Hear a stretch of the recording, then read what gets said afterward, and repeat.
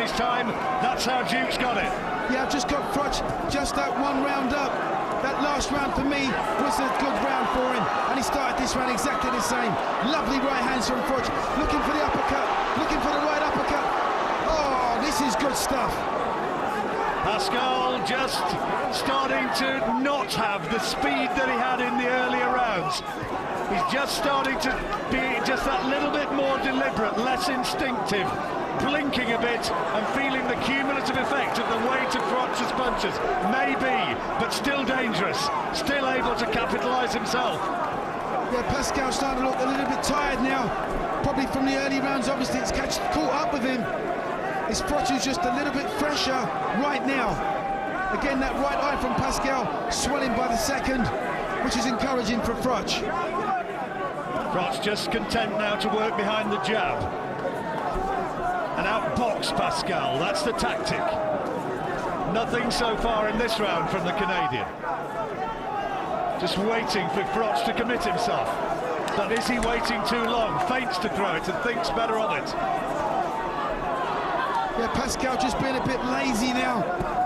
Not prepared to work back, not prepared to throw anything in return. Waiting for one mistake from Froch. But as he waits, he's getting outboxed.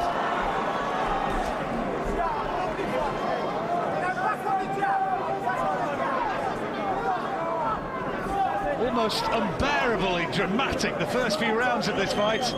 And now Froch, has he settled into a rhythm? Pascal, a couple of meaty-looking body shots. Pascal is a very loose defence, tries to ride punches without his hands up.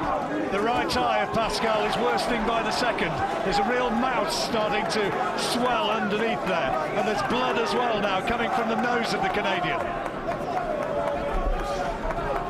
Pascal gave it a tremendous start, landed some superb punches, and I'm sure he can hardly believe that Froch took them and is still there, and now is dominating this round as he did the last.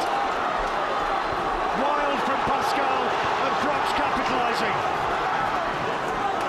That's another good round by Froch. Pascal looking more tired, more ragged in this round. Not been half as effective as he was previously. He took a solid uppercut there and a left hook, did Pascal. And he looks tired, doesn't he? He's starting to look disorganised in there, and there's more of an air of desperation about his work. Froch lands with terrific body shots and says, yeah, I'm the daddy.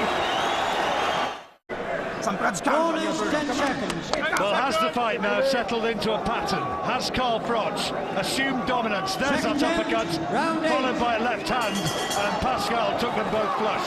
I've given the last 2 rounds to Carl Froch. That could be the turn in this fight. That last round for me really was a real dominant round by Froch.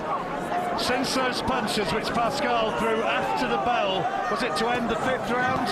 Since then, he hasn't quite looked the same man. But has he just taken a breather?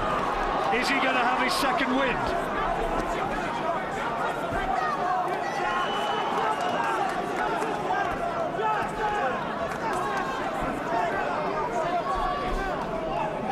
Pascal certainly looking as though he's bearing the marks of conflict more than Froch, isn't he? Got swelling around those eyes. Froch is so much happier if he can fight at this sort of pace. He's in his sort of comfort zone now. This is the pace at which Froch likes to fight, and Pascal has got to raise it if he's going to win this title. Absolutely. Froch just walking around the ring now, getting his second wind, just popping the jab. Pascal doing nothing more than just following him, which I must say is very disappointing from my perspective. You know, Pascal is away from home.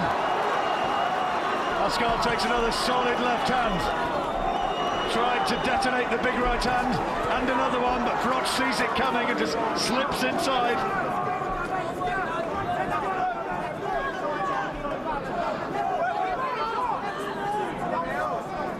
Pace has dropped very significantly in this round. Froch just content just to win the round on the jab if he can. without exerting too much energy, trying to save it for the home stretch. Pascal having another fairly quiet round here. He's looking a bit disorganised in that, for my way of looking at it. At the end of the round, we're going to hear from former world featherweight champion Barry McGuigan and see what his reading of it is.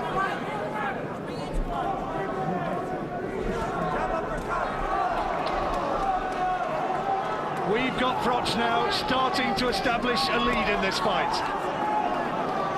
I don't think that Pascal has clearly taken a round. I don't think you can argue a round for Pascal, certainly since the fifth, but that's a good shot. And another. And another. Froch takes the ball. This is a good attack from Pascal. He needed this. And Froch is cut around the left eye.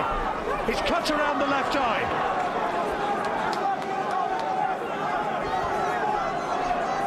So it's going to be important for the corner. And Pascal has gained extra confidence from this. Almost down in the closing seconds. Now let's see what the damage is to that left eye of Carl Froch. They're going to have to work away to that. It's not on the eyebrow. Looks as though it might be the eyelid. So I'm getting right in there. Carl, listen to me now. It's only a scratch, but you don't want to be getting it on that, all right, okay?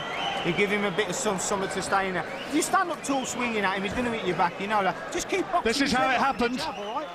Shut your eye. Keep boxing his head off with a jab. Do you understand? We think. Me? Keep boxing his head off with a jab. It was he's blinking there. That was where the cut was. It may have been that slashing left hook that did it. Maybe the right. How we doing?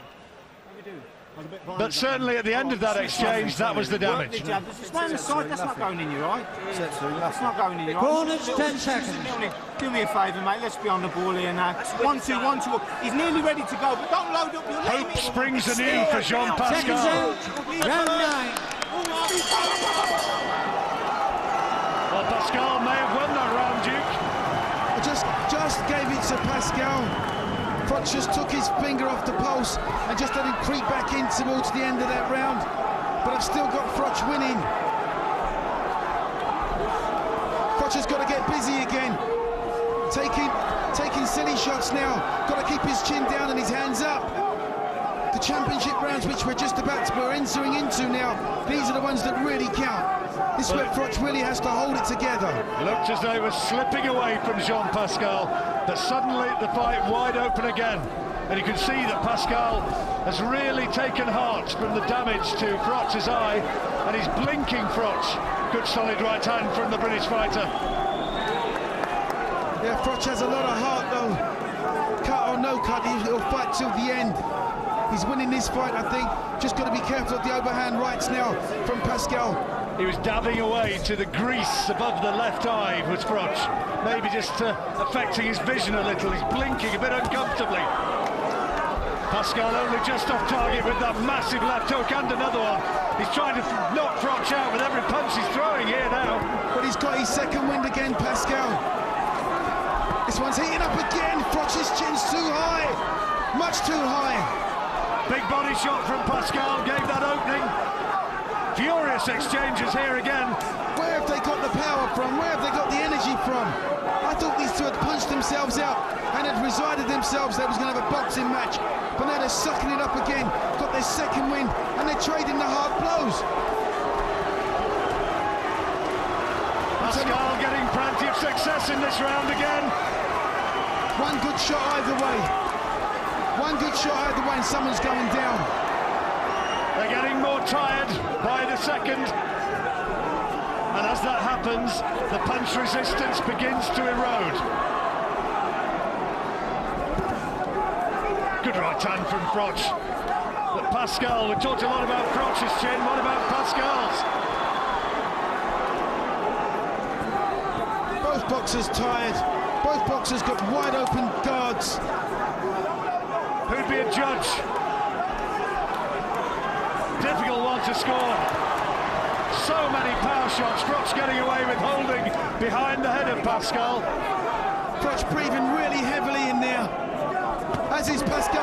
Lovely shot by Froch. Stop Pascal in his tracks. Needed it to win this round. And he's hurt him. He's